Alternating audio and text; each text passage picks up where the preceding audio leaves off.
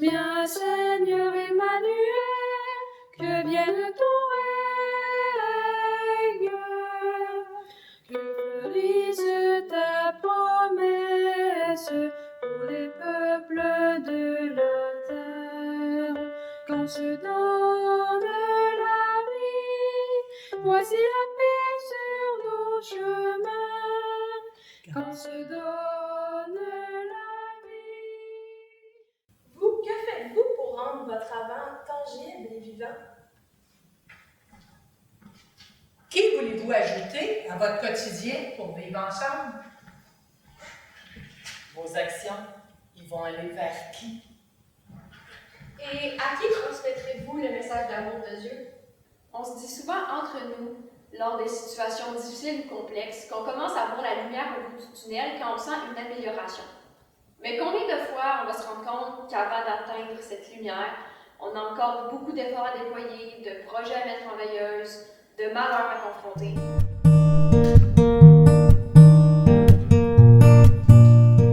La troisième bougie est garnie de roses qui symbolisent la joie.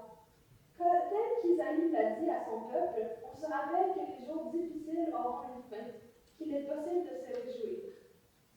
Les prophètes ont attendu pendant des centaines et des centaines d'années l'arrivée du Christ. Ça a dû être difficile, mais ils n'ont pas perdu espoir. De nos jours, nous avons la chance d'avoir la certitude que Noël, que le Christ reviendra à chaque année. Comment ne pas se réjouir, avoir confiance quand on sait que Noël s'en vient? Comme les convaincu lumières de Noël nous réchauffent le cœur, nous avons ajouté des lumières de Noël à notre couronne de lapin.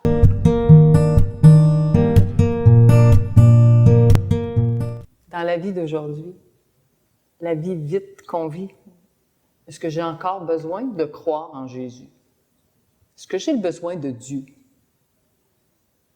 Parce que c'est ce que c'est encore d'actualité.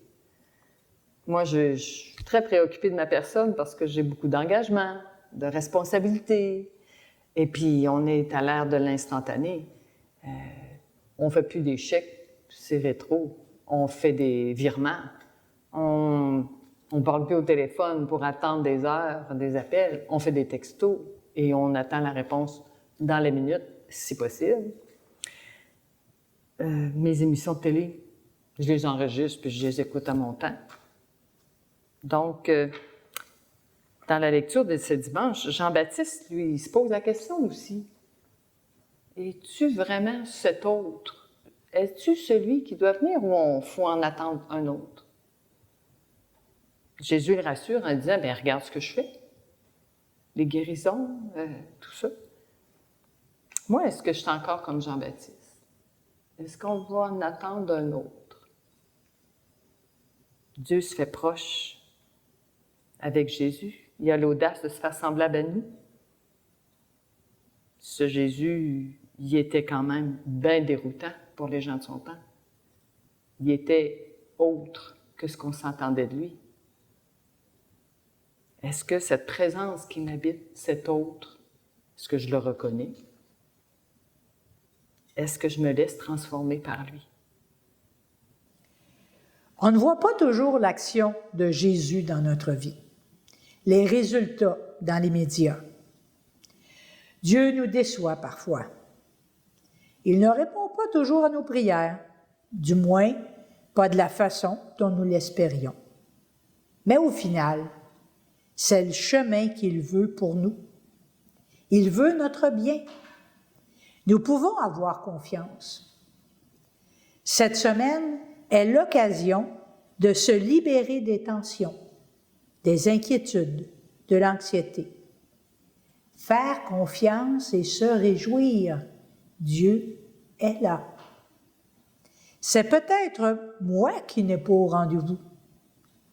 Le véritable signe que Dieu est en train d'établir son royaume parmi nous est quand il y a de la paix, de la joie, de l'entraide et de l'amour. Apprenons à décoder les signes de la présence du Seigneur. Quels soucis vous êtes-vous fait cette année?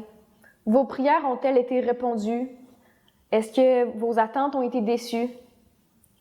Vivons une attente joyeuse, avec la certitude de la venue du Seigneur. Patience. Je suis certaine qu'en prenant le temps d'y réfléchir, vous trouverez bien des demandes qui ont été réalisées cette année et pour lesquelles vous aviez perdu foi. Mais à quoi bon demeurer dans la déception quand on nous propose si simplement la joie au quotidien?